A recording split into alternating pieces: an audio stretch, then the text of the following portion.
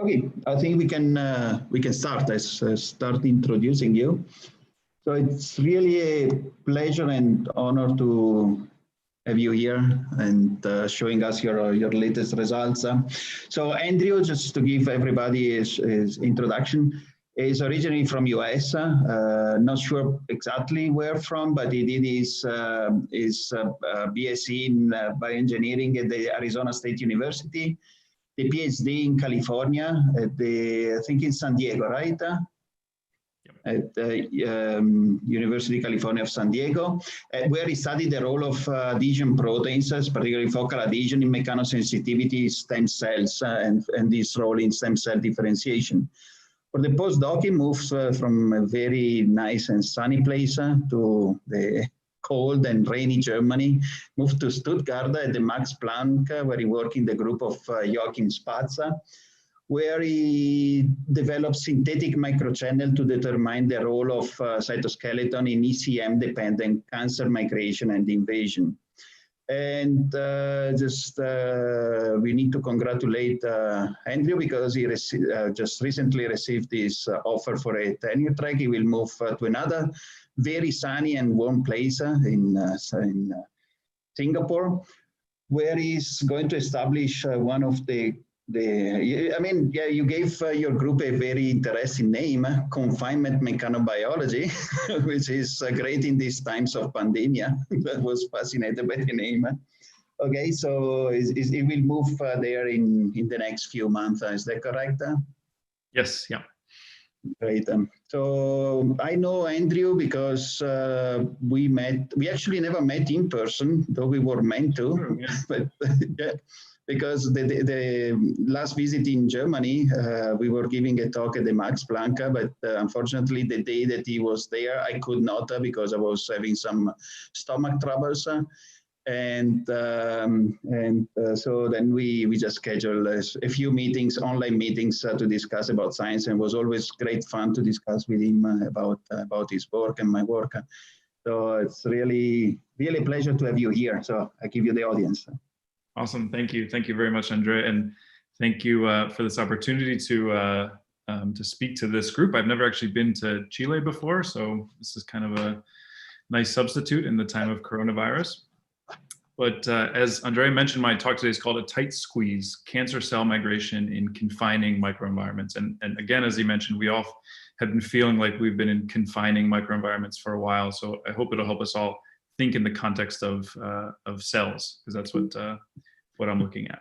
So getting out of the confinement, hopefully. Yeah, exactly. One of the things I love about mechanobiology, and maybe you guys have this feeling as well, is that how cells interact with forces in many ways is similar to how we interact with forces. We can understand what it's like to pick up something heavy or feel something very soft in a way that might be more difficult if you think about something that's purely biochemical. So I always like to start out with some very simple and maybe fun analogies for the types of behavior that we're actually going to look at. And here what we see is streets, how we navigate on different passages in the real world. So as Andrea mentioned, I did my PhD in California, where we have these huge highways. And then I moved to Europe to do my postdoc, where in many places like Italy, as Andrea probably knows well, the streets are a little bit more narrow. And so we as people that are moving from point A to point B have unique adaptations for these types of environments. So on a big freeway, we can use a huge truck like this red Giant. And on a more narrow European street, we can use this type of adaptation, which is something I had never seen really before I moved here. So we adjust to our environment continually to help us do what we want to do in an optimum fashion. And really, cells are no different. So here you see an intravital microscopy video. This was taken by in Peter Friedel's group in the Netherlands.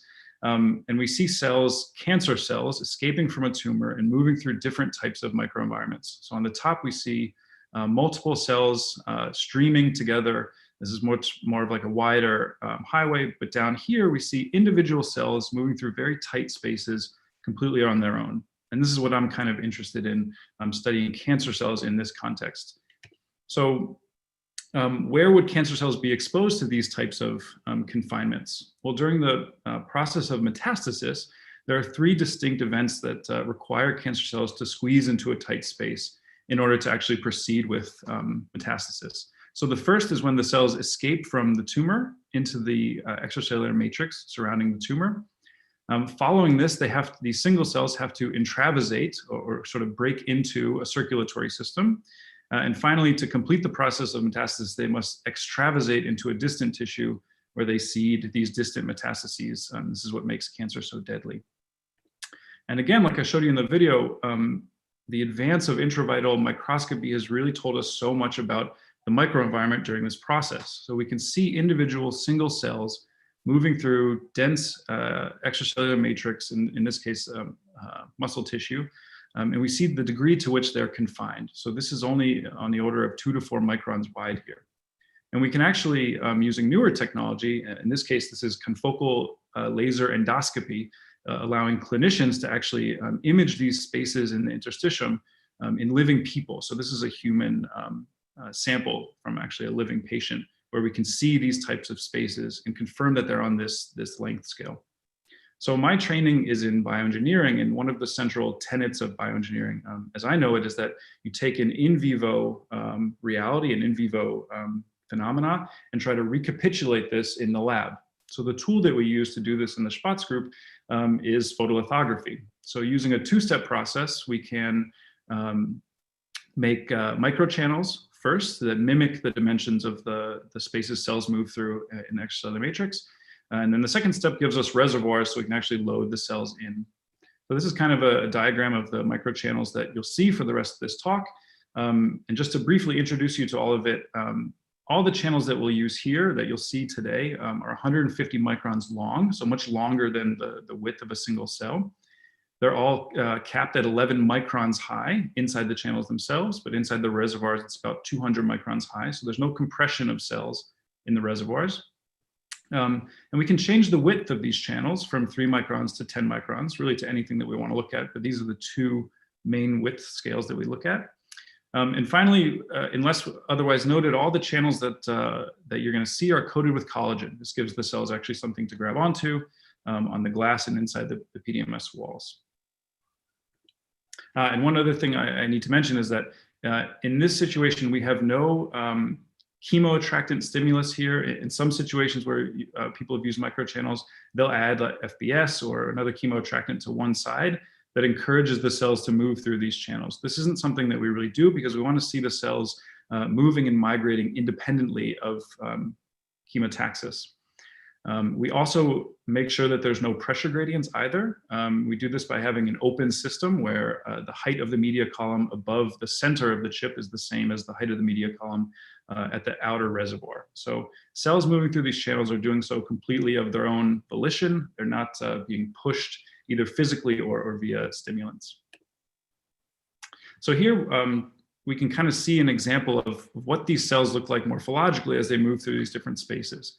So this is a 10 micron channel on the left, and we see an MDA-MB231 breast cancer cell actually enter this channel. And even when it's inside the channel, you would probably say that it resembles the morphology of cells on a flat surface. It's well spread, there are protrusions. It doesn't take up the whole width of the channel here, even when it's completely at the center. And then it moves to the other side. Whereas a cell inside a 3 micron channel, as it sort of addresses the entrance of the channel, it enters. Then there's sort of a pause for reorganization, and then very quickly and smoothly it moves through to the other side. So I've said many times that this always reminds me of watching a bubble move through a straw. It's very smooth and very fast. And we can analyze these videos and actually track this process using chymographs. So here time is on the sort of y-axis. As we proceed down this chymograph, we have increasing amounts of time. And we can see the profile of cells moving through 10 micron channels or 3 micron channels. So inside a 10 micron channel, you get this sort of jagged stop and go cycles of attachment and traction force and protrusion. Whereas inside a 3 micron channel, there's 3 distinct phases that we've observed. And the first is exploration, where the cell will push a protrusion pretty far inside this microchannel. So this is 150 microns long. It's a 231 cancer cell, so on the order of 30 or 40 microns in diameter when it's moving around. But this is almost 100 microns inside this channel that this protrusion enters. Once this exploration phase is done, the nucleus enters, which we can see very clearly in the phase contrast imaging, and there's kind of a pause where the cell doesn't move at all. And then finally, there's this permeation stage where the cell very rapidly, very quickly moves from the entrance to the exit before moving out of the channel. So if we track the leading edge of cells over time, we can actually see this behavior much more clearly. Inside 10 micron channels, we get more of this back and forth profile, while inside 3 micron channels, it's much faster and much smoother. So as we were observing this, we realized that this mirrors a change, a process that's been known in the literature for a little while now, called the mesenchymal to amoeboid transition in cancer cells. It's not limited to cancer cells, it's found in many other cell types. And it has really not much to do with the epithelial to mesenchymal transition that's so well known in cancer biology, although it does share the word mesenchymal here. So the mesenchymal to amoeboid transition is essentially a transition from cellular locomotion that's dependent on RAC1 expression, where cells are actually making protrusions, attaching to the substrate, and then applying traction force to allow them to move forward to a process, this amoeboid process, that's much more Roe dependent.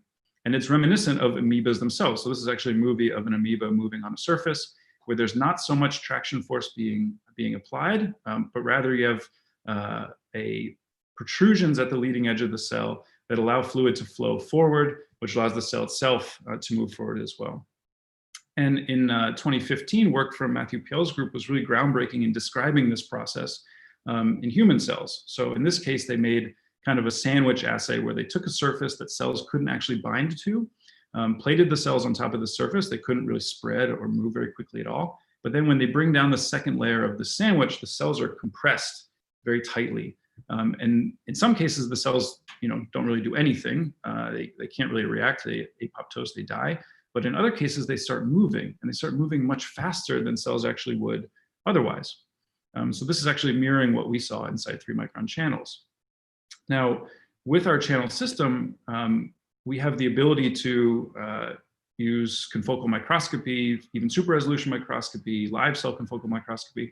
So we wanted to characterize the cytoskeleton during this process of moving through different width channels. So for these cancer cells inside 10 micron channels, generally the characteristics that we see are a strong expression of F-actin and stress fibers inside and outside of the channels, before, during, and after. Nuclei, they're very lightly deformed, if at all, and the strong expression and localization of focal adhesion puncta. So this is what we would typically see if the cells weren't confined really at all on just a flat glass substrate. And with live cell imaging using SIR actin, we actually see that even when cells are completely inside the channel, they express these strong F-actin stress fibers. To contrast with that, inside 3 micron channels, once the cells are completely inside the channel, we see heavy blebbing, both at the leading edge and the trailing edge. And this blebbing is a hallmark of amoeboid type migration. We also notice a loss of this F-actin stress fiber structure. We see heavily deformed nuclei, as we can see here, and a complete loss of that organized focal adhesion puncta. Again, with SIR-actin live cell imaging, we can see that once the cell's initially addressing the channel, it has strong F-actin expression outside the channels. But during this process, as this protrusion moves dynamically, about 100 microns into this channel, it loses this expression completely, or this organization completely, suggesting that the cytoskeleton is undergoing changes in order to allow the cell to enter these tight spaces. Sorry, Andrea. Yeah. You are fine with taking questions during the talk, that's correct? Yes, absolutely. Yeah. Okay, great. Yeah. So if you go back, you just said that there is a loss in the organization of the focal adhesion, but do you see any focal adhesion at all? So in this case, this is a Paxillin stain, and we see the expression of Paxillin. It doesn't get degraded or anything like this, but we don't see that organized puncta structure. Okay. If you catch a cell that's half in, half out, then you might notice them. But to characterize how the cells look like inside 3 micron channels, we tend to look for cells that are completely inside. And in there, it's very rare to find at least this type of canonical focal adhesion morphology. And do you have any loss in resolution, imaging resolution within the channel? So in some cases, you can get some interference because of the walls of the channel itself. But in general, no, we don't think that it's affecting our ability to image very small structures. And we have been able to actually use it with super resolution microscopy as well. Okay. I also would have a question, Andrew, sorry to interrupt. Looking at the two images you're showing here between the 10 micron and the 3 microns, I don't know, I have the feeling the nuclei position is also distinct. Did you observe any different localization in the position of the nucleus in the migration of the cells inside the two different diameter channels? So that's an awesome question. We haven't quantified specifically, like, let's say, how far along the length of the cell the nucleus is. So here inside 3 micron channels, you could say it's more at the rear of the cell, whereas this one's kind of more in the classical like center, let's say. In general, people have shown that this MTOC structure that's typically oriented around the nucleus leads to polarization of the cell and can kind of track which direction the cell is moving in. And some groups, I think, have looked at this in the context of cells moving in tight spaces, but even though we probably could and should do it, we haven't actually characterized where they are inside the channels, although this is something I'm really interested in now. So, okay. So the next thing we did to kind of explore this idea, if we're contrasting between mesenchymal type migration, which requires an attachment to the extracellular matrix, with amoeboid style migration, where cells can actually migrate in confinement without actually attaching to a surface, we changed the extracellular matrix protein environment inside the channels. So normally we add 100 micrograms per mil collagen into this chip system, which is actually a lot of collagen. And as you can imagine, it really lights up when we do collagen immunofluorescence. So we did some experiments where we didn't add collagen at all and didn't find much of a difference in what the cells were doing. So we realized that by growing the cells in media with 10% FPS, we were actually having serum proteins adhere to the glass and to the sidewalls of the channels themselves, which we think gave the cells some anchor points that could actually grab onto to allow themselves to pull in and move through like they normally do.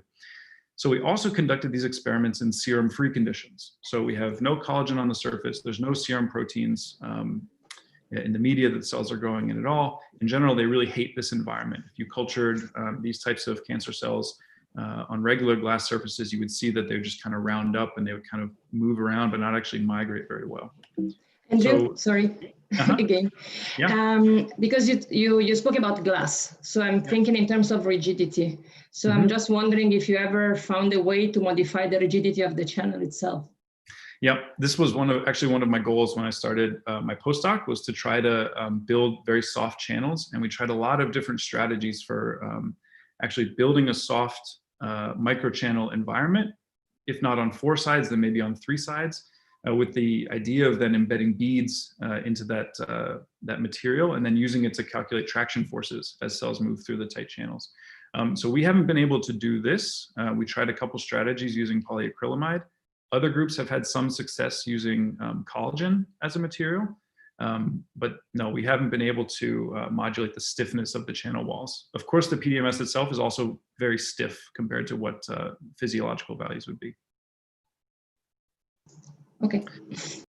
So as you can see on the left here, this is a cell that was plated inside the system with no serum protein, no collagen. It happened to end up near the entrance to this channel, and it just can't move into the channel at all. So obviously you can see it's trying, it's very rounded up, it can't spread. When we look at cells inside 3 micron channels, and again, you can see at the entrance, they really hate it. But if you find one, and you're lucky enough to find one that's near the entrance, they can actually make a protrusion into the channel and then propel themselves to the opposite side, even in the lack of extracellular matrix protein. So this cell can't be binding to the channel itself. It has to be using some other force strategy in order to move and propel itself through to the other side. So this, again, I love these analogies, and we can go back to it here. When you have an extracellular matrix protein that cells can actually grab onto, this can kind of be analogized as climbing up a rock wall, where you have handholds that you can grab onto very strongly. This are your ECM ligands and your integrins that allow you to actually move up a wall. But if you consider a cell inside a 3 micron channel that doesn't have any handholds, the climbing analogy here would be something called chimneying, where you're in between 2 very tight walls, and even if you don't have handholds, you can apply enough outward pressure that the friction force that results from this allows you to move actually upwards without actually grabbing onto anything at all. So this is not my concept. This is kind of popular in the field over the last 10 to 15 years. It's been observed in a number of different cell types. Immune cells were the first ones that were described to be chimneying, but this is what we're seeing here, is actually a cell chimneying in order to move through to the opposite side of this channel. So the final thing that we were really interested in is what are the biochemical signaling pathways that are playing a role in this confined migration, and specifically in this transition from mesenchymal style migration to amoeboid style migration. Because in some cases, in very wide 20 micron channels, we never see hallmarks of amoeboid migration. But in some 10 micron channels, and some cells inside the 10 micron channels, we see stress fibers, which would be indicative of mesenchymal migration in one plane, but blebs in a different plane, which is indicative of amoeboid style migration. So seeing both of these simultaneously in a single cell suggests that it's not just an on-off switch, but that both of these processes can be activated in order to allow the cell to actually move through. And because I mentioned earlier that typically RAC1 is implicated in mesenchymal migration and RhoA is implicated in amoeboid migration, we use chemical inhibitors for these two different pathways. For RhoA, we use the P160 ROCK inhibitor Y27632. So it's sort of a downstream effector of RhoA. But what we find is that when cells can't turn on their RAC1, they actually can't permeate through the channels at all. And that's because we believe this initial exploration phase is very RAC1 dependent, where the cells put these very long protrusions up to 100 microns into this channel. With the ROCK inhibitor, what we found is that cells can actually move all the way through, but they do so much more slowly, which suggests that there are compensatory mechanisms in the cytoskeleton, either through microtubules or intermediate filaments, that may still allow for this very tight permeation to occur, even in the absence of the RhoA pathway. So we published this, and what I became very interested in after this is the nucleus. So I had taken so many different videos and pictures of my cancer cells moving through these tight channels. I really became transfixed on these amazing levels of nuclear deformation. So this is a cancer cell that's entered this channel all by itself. It's not, we didn't force it in or anything else like that, like I mentioned. This cell essentially did this to its own nucleus completely on its own. So what do we know about the nucleus from a mechanics standpoint? We know that it's very stiff. It's the stiffest organelle. It's the limiting factor in a lot of this confined migration behavior. We know that the cytoskeleton is physically connected to the nucleus. You can kind of see a nice little illustration of that here. And we know from some experiments maybe 10 years ago where they put magnetic beads on the outer surface of a cell and pulled on them, that force transmission from the exterior of the cell to the nuclear envelope itself is extremely fast, on the order of like microseconds. So all of this implies that something must be happening to allow this heavy level of nuclear deformation, which will ultimately allow for the cell to move through these tight spaces, which it has to do in vivo. So around the same time, or a couple of years ago, a really important set of papers came out from Jan Lammerding's group and Dennis Discher's group that started to explore what happens to the nucleus in very tight spaces. So in this setup, this is from the Lammerding group, we see a cell actually enter this very tight confinement. And as the nucleus is pinched through this very small constriction, it actually bursts, it pops, and this NLS EGFP that's supposed to be only in the nucleus leaks out into the rest of the cell. It's very difficult to see here, but the leading edge of the cell is somewhere around here.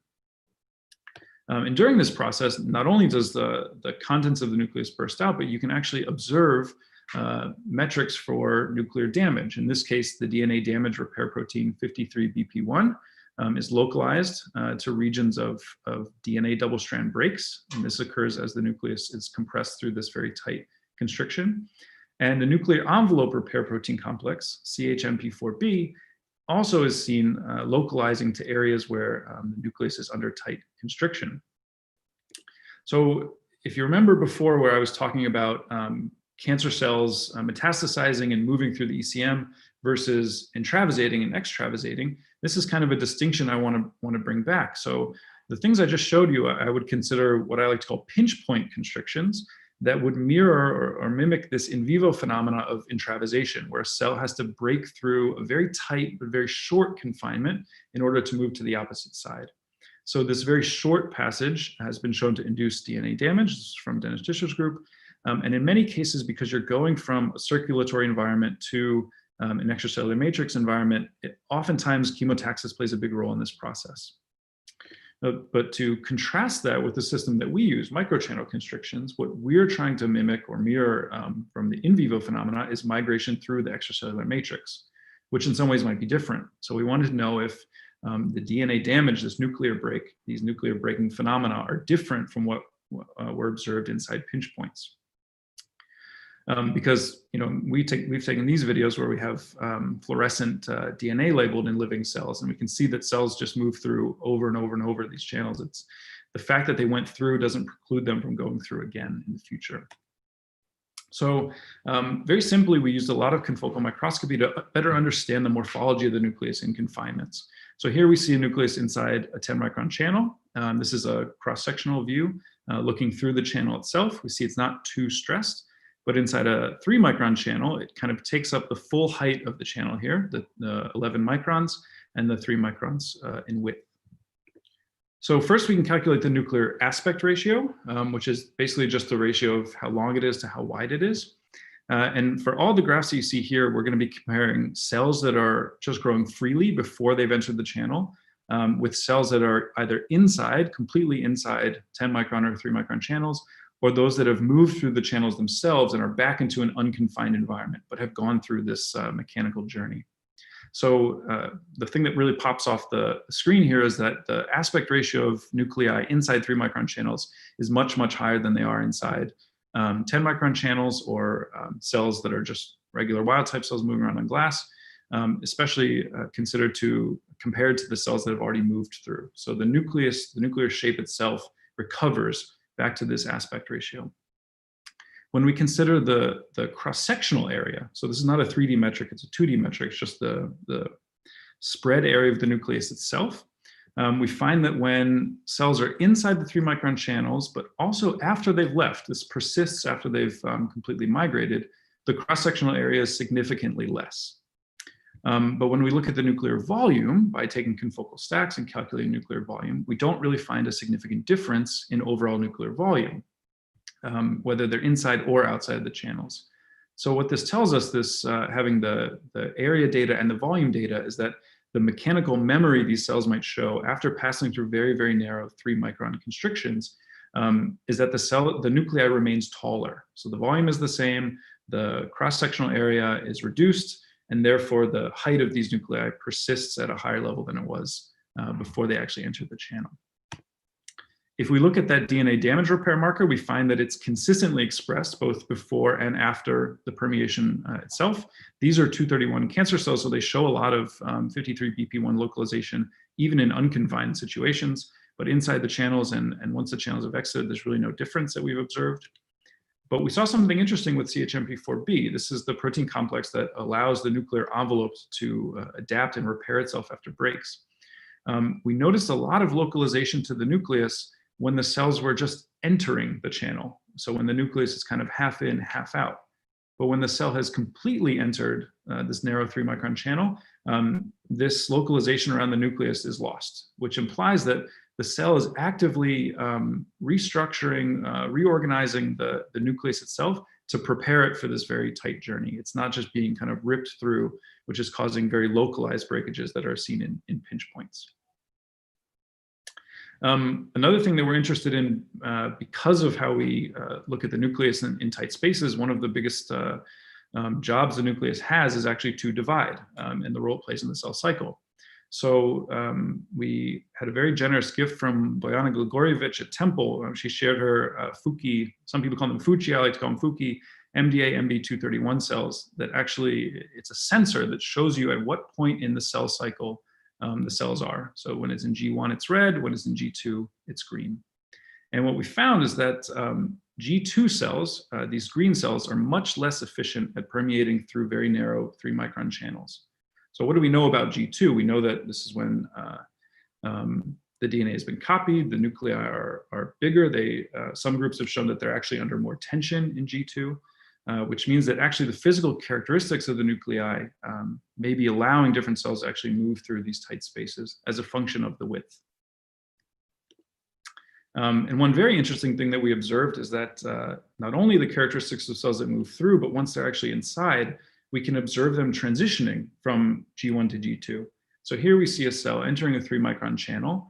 It's completely red, so it's in G1, and then it stops, it pauses, and it moves through, and by the end it's green, but once it's completely done with this transition to G2, then the migration resumes and pops ahead very, very quickly. So it's likely that this nuclear, it's dynamic. So the cell cycle plays a role in which cells can actually move through the microchannels, but in a way, the compression afforded by the microchannels plays a role in how some cells actually proceed through the cell cycle.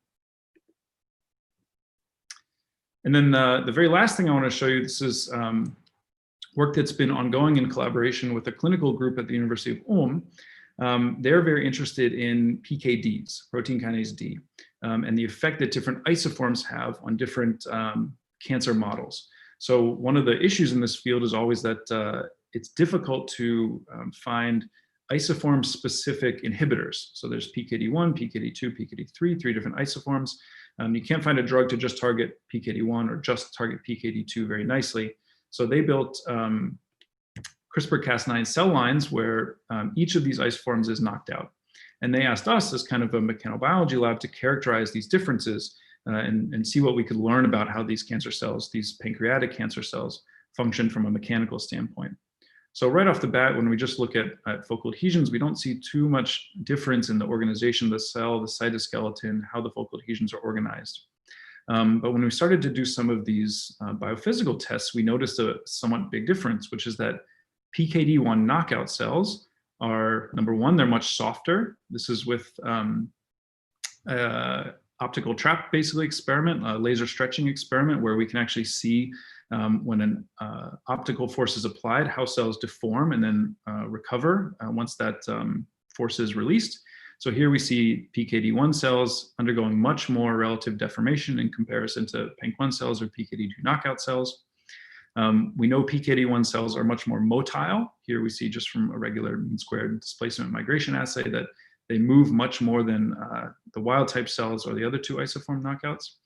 And finally, they're much more responsive to matrix topography. So in this case, we had grooved substrates, sometimes called grates. And we actually measured the aspect ratio of these cells as they sit into these grooves. So a longer aspect ratio means the cells are aligning much more to the grooves themselves. Sorry, Andrew. Yep. The relative deformation you have been talking about is the relative deformation of the whole cell, not only the nucleus, right? Yes. So we're back to whole cells here. These are cells that they're in suspension, right? Because they have to move through this microfluidic device, and then the laser applies a force. So okay. So when the cells are sitting on top of these grooves, PKD1 knockout cells are much more responsive to this topography. They align much better and they spread out much more. So all 3 of these things, if you told me as someone who studies sort of cancer mechanobiology, I'd say these cells are probably more efficient at migrating through tight spaces, at metastasizing or something. So then when we put them inside the channels, and this is kind of a comparison, everything you've seen so far is breast cancer cells. These are pancreatic cancer cells. We see they move through very quickly. In a similar pattern as before, there's an initial protrusion. They move through very quickly once they're fully in. But when we look at the PKD1 knockout cells, we notice something very different that I think is really interesting. I really love this video. So you saw the scale here. The cell's completely through within 2 hours. So already we're up to 4 hours, and the cell is pushing protrusion deep, deep into this channel. And you can actually see as it pushes further and further in, there's like cycles of kind of really trying to get further and further and further in. Something's happening at the leading edge here. It's not entering the way most of these cancer cells are. I mean, I'll let it play through this time, but here we are 600, 700 minutes in. The cell still hasn't allowed the nucleus to enter the channel. And once it reaches a certain point, you can see almost straining here. So at this point here, the cell has completely spanned 150 micron long microchannel. These PANC1 cells are actually much smaller than 231 cells in general. We had never observed cells pushing protrusions the entire length of the channel in any model before. But with these PKD1 knockout cells, they actually did. And then once it exits, it starts to spread like you would expect. So there's a leading edge here. You can imagine focal adhesions being kind of built and traction forces starting to be applied. And ultimately, once this is kind of big enough and it can apply enough force, the nucleus gets ripped into the channel and likely suffers a lot of damage because of it. So just because of this single PKD isoform knockout, we have a major change in how a cell is able to adapt to this very tight space and actually move through to the other side. So this kind of brings me to some of the open questions that we're still trying to address in the Spatz group is, how does PKD1 that we see here mediate nuclear adaptation? We have some theories and there's certain things we've been testing out, but it's still relatively unknown. Does severing the link complex that connects the nucleus to the actomyosin cytoskeleton induce similar changes in permeation? Because, you know, if you showed me this video and said the link complex had been severed, I would totally believe you. So what's the relationship between this and PKD1 knockout? I'm also very interested in mapping out the forces on the nucleus and the nuclear envelope specifically through the use of a somewhat newly developed Nesperin tension sensor. This has been used in a couple of publications now, and inside this model, I'm very interested to see what happens. And finally, with the help of the rise of mathematical modeling in mechanobiology, can we actually map out the types of forces required to give us these deformations inside the channels to ultimately change this kind of behavior? So the last thing that I want to really quickly touch on for all of you that might be watching and might be interested in confinement in your own model systems, I think that the idea of confinement is really versatile, a really versatile idea, and can be a very versatile tool for people studying mechanobiology. So these are all like little side projects that we've started over the years. They're very diverse. Let's say seeing how single cells escape from a collective, seeing how electrical fields can cause cell death inside confinement, looking at different elements of the cytoskeleton in order to better understand how they're affected in confinement. Because really, all the cells in our body are in some degree of confinement. So just as we moved from a system where we were culturing cells on glass to a system where we started to culture them on softer substrates to better mimic what was happening in vivo, I think we can do this in the future in systems that provide some degree of confinement. Because there are many, many different cell types that we're all interested in studying. They all have many different functions or phenomena, whether it's tumor metastasis or stem cell differentiation or wound healing and chemotaxis. But one thing I think we can look at a little bit more is the mechanical journeys that these cells take through very tight confined spaces and how we can mimic those journeys in the lab.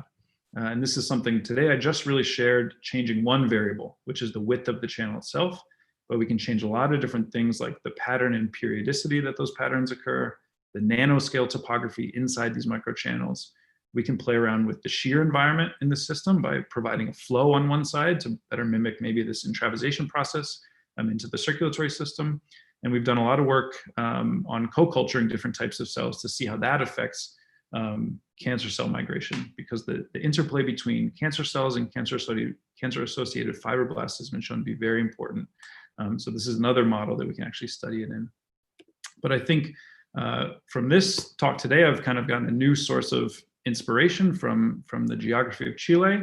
I think it would be, actually we could do this with our laser lithograph machine. We could actually print out the borders of Chile itself and see what sort of impact this might have on cancer migration in confined spaces. So hopefully you guys really understand this more than most groups would. So with that, I'm really happy to thank my supervisors here in Stuttgart, Joachim Spatz and Rolf Kemkemer, as well as thank you guys for coming to my virtual talk today. And I'd be really happy to take any questions that you might have. Awesome, thank you, Andrew. It was really, really interesting and fascinating. And I like a lot the last image you put there with the cell squeezing through though I don't think we can find the cell that is so fat that we need to squeeze through Chile. But if you do that, then you owe us some credits, at least in the acknowledgements. Okay, so any questions from the audience? Well, I can start with one. Was wondering if I'm not an intermediate filament expert, but I was just wondering if you have looked at the organization of the lamins inside the nucleus while it's squeezing through the channels. Yep, so there's a PhD student here who's focused specifically on what's happening with the nucleus from a lamin standpoint, not just in the channels, but also in pinch points. Mm-hmm. When we stained lamin inside sort of this type of environment where we were looking at the nucleus before, Yep, we didn't see too much interesting, which is why it's really not kind of reported here. We don't see any changes in, let's say, like the intensity of the signal at the edge of the nucleus itself. We don't see any changes in sort of the overall layout. We don't see a lot of kind of blebbing or nuclear breakages that sometimes you can see with a lamin stain. So yeah, we haven't observed too much of a difference, but we are trying to look at this in models of lamin A and lamin B knockout, because those two lamin isoforms have been shown to play a big role in the mechanics of the nucleus itself, with one contributing more to elasticity and the other more to viscosity. Yeah, so if you would knock out one of the, for example, lamin A or B, you would expect a softer nucleus, right? Yeah, I would expect if you knocked out lamin A and let lamin B contribute more to the mechanics of the nucleus, it would probably be easier for it to slide in. But then there's this question of, if the nucleus moves into confinement easier, then perhaps it becomes more easy to break.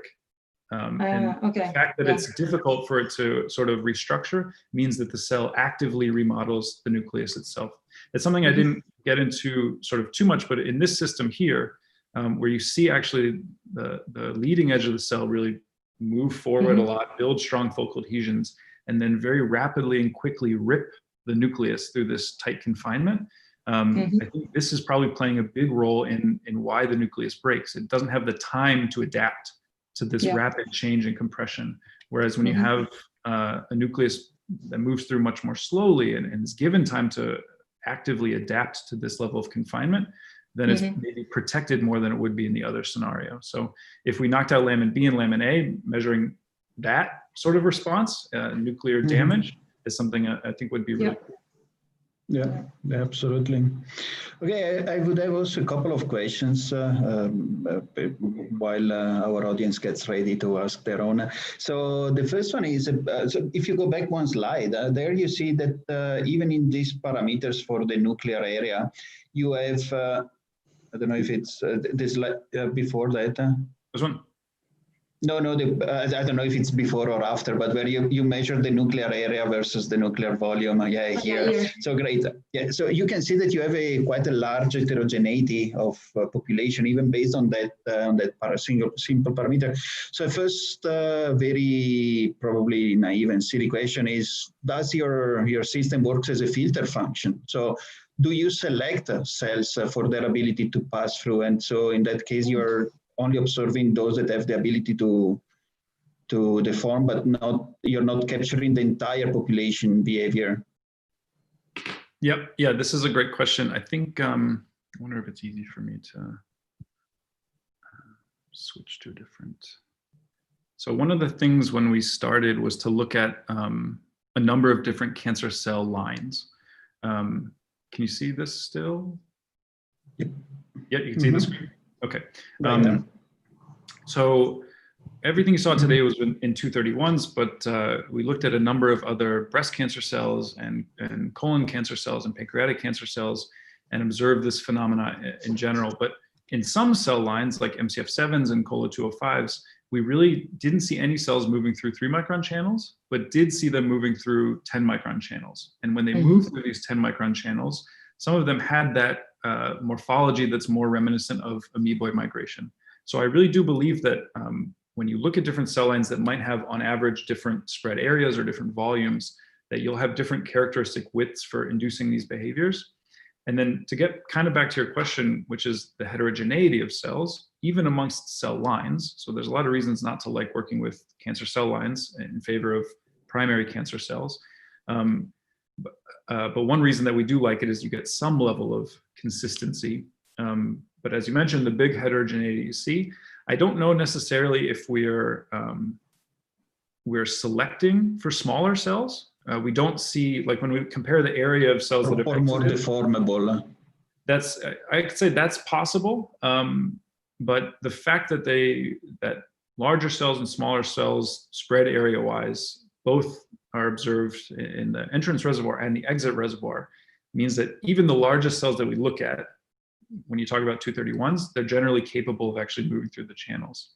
I think it's probably less to do with the volume or size heterogeneity, because even cell types with huge spread areas, fibroblasts, mesenchymal stem cells, we've gotten those cells to move through 3-micron channels.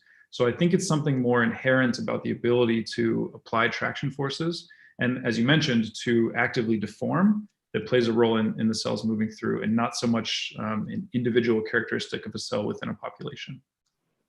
Okay, yeah, cool. And related to that, to the same image you showed before, so you have observed that you have, so there are some long-lasting consequences of the squeeze through your channel, right, for the cells. So their deformation stays in that way for quite a while. How long is that after, in terms of minutes? And if you have observed at longer times, whatever that after is. Yeah.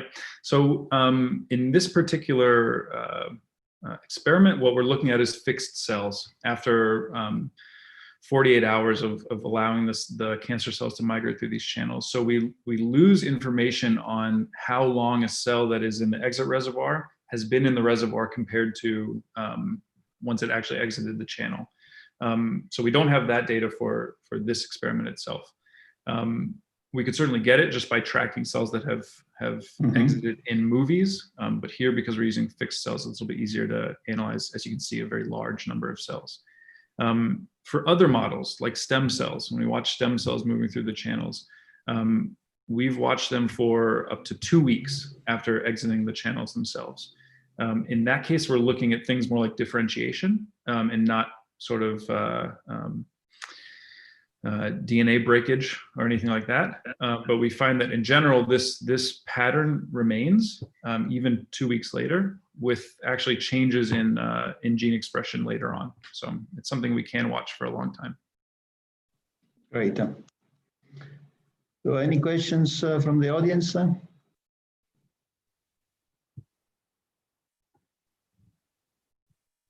see some people are muted. Okay, then I take one more, if I'm allowed to. So the audience here is, not everybody here is a mechanobiologist. So a lot of people are engineers or biologists.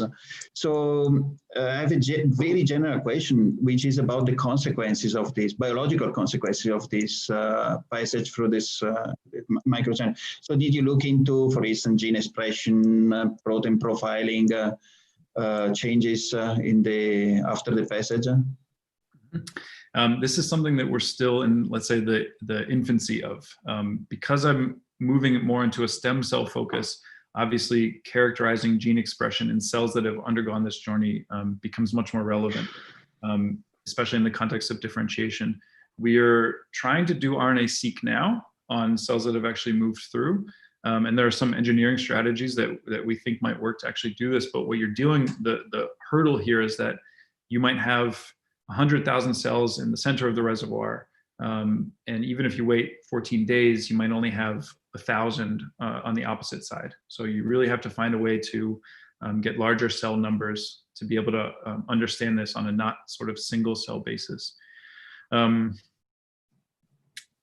Yeah, I think mostly that's our big challenge now. We've been limited so far to just immunofluorescence and microscopy videos. So yeah, in the future, I think we'll do a lot more with gene expression and protein profiling. Right, right. As you move to Singapore, they have great facilities for single cell profiling. Yeah, so you should take advantage of that. I'm excited about, yeah. And actually, instead, going back to the think of the cell cycle, and you were saying that they are mainly in G2 once while they are passing through. I don't remember. G1. Because I was wondering if you have ever checked. I don't know if you've ever checked that the division instead after they pass through the channel. Would they enter in division after they go out? I mean, thinking of a tumor. So it's something that we see in the videos a lot, is that one cell will enter and then 2 can come out. Yeah, it's not let's say common, but it's interesting or intriguing enough that when it happens, we always notice it and kind of flag it mentally. Yeah. Whether this type of confinement can be stimulating division or stimulating, the transition from G1 to G2 even, I think is a really intriguing question in general, because of what we know about cell division during development and how that relates to compression and confinement and cell jamming, for instance. quantifying quantifying division after the cells have exited the channel, we haven't done that. Mostly we're just comparing sort of the steady state division of these 231 cells outside the channels to the events that we see inside the channels. But that would be something that we could probably go back into our videos and look at. Yeah. Yeah, or you could think to synchronize the cell at the beginning and then to always monitor a particular stage of the cell cycle, right? Yep. Yeah, indeed. Yeah. And if you synchronize the cell cycle of the cells in the bulk, would they compete for entering in the channel? So we try, it's a balance, right? We try to, the channels themselves are every, depending on the chip we make, are spaced every 50, 100, 150 microns. And we try to optimize the cell density at the input reservoir so that there's enough cells that we see more events. We don't want it to be totally sparse, but we also don't want the cells to become too confluent, causing them to be kind of forced in maybe a biased way inside the channels. Mm-hmm. For some of the experiments that we've done with cells growing in a collective, like in this case, it's something that we're interested in. Like we want to see like how this heavy cell growth and perhaps cell competition is forcing cells into confinement. But when you kind of maybe see in this figure here, we really want the cells to be sparse enough that that they'll move through kind of on their own. This is why we haven't done, we thought about doing experiments where we synchronize the cell cycle. It's fairly straightforward to get your cell population to do that. But in this case, because we're looking at a heterogeneous population in terms of where they are in the cell cycle and how they actually enter, I think if we collect enough data, we can kind of average it out to see where they're happening. Mm-hmm. No, and because you're talking about the density of the cells in the bulk, did you check instead, once you have enough cells on the other side, would this, would this affect the migration and of additional cells, or the other way around? Yeah, one of the questions that we've been trying to answer for a long time is almost like a philosophical question: is why do the cells go in? Because we don't have chemoattractants, we don't have pressure gradients. And the answer for us that we've kind of settled on after kind of eliminating a lot of other things is this sort of level of dimensional haptotaxis, where there's more contact guidance stimulus for a cell inside a channel where they can engage 4 walls than there is on the outside where there's maybe just one surface. But one idea that's gained a lot of prominence in not just confined migration, but also cell migration in general, is that cells can spontaneously produce self-generated nutrient gradients. So cells themselves will use up nutrients at the leading edge of the cell, which causes a reduction in nutrients there, which causes them to actually move forward. And people have shown that they can actually solve mazes just because of this self-directed gradient formation. So to answer your question, sort of, do we see enough cell growth on the opposite side that we ever slow down migration? No. So that's why I don't think it's necessarily the only phenomena that's driving cells moving through is a self-directed gradient, or rather having a ton of cells at the entrance using up the nutrients, which causes the less tightly packed cells on the exit to move towards that area preferentially. Because in many cases we see cells that have moved through to the less confluent area actually migrate back to the more confluent area. So simply nutrient availability it's not the only thing that drives this process. Okay. Other questions? Great. So if there are no more questions, then I think I thank you, Andrew. And again, congratulations for your new position, and good luck with your work ahead. And hope to see you soon. Yes, me too. Yeah. Thanks, guys. Either in Singapore or here. Yeah. Okay. Thanks everybody for attending our webinars.